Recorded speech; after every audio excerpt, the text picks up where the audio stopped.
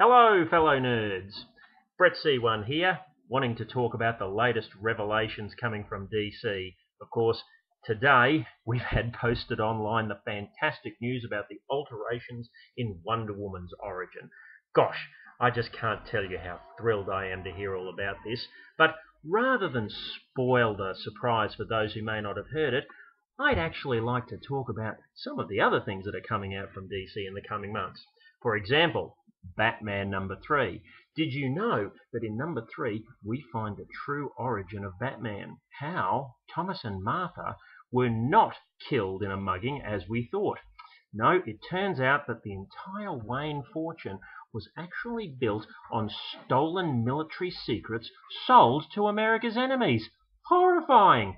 Finally, when they planned to steal a nuclear weapon and sell it to terrorists who were going to use it for an act of mass murder, there was no way to stop them except to have them brutally gunned down by the mole in their midst.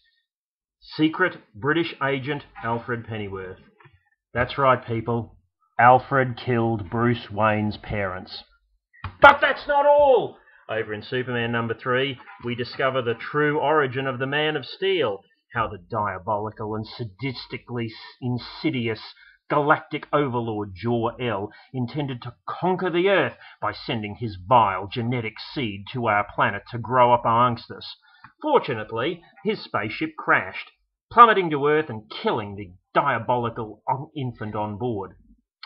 Some scientists, however, managed to extract the genetic material and were able to recreate it by splicing it together with human DNA. Of course, a conscience-driven scientist stole this offspring and then, in order to hide it away, secreted himself in the American Midlands, posing with the secret identity of a small-town Kansas farmer. So, who is Superman's clone brother? Well, I'm not giving anything away, but let's just say, Mr. Kent, better watch that old receding hairline.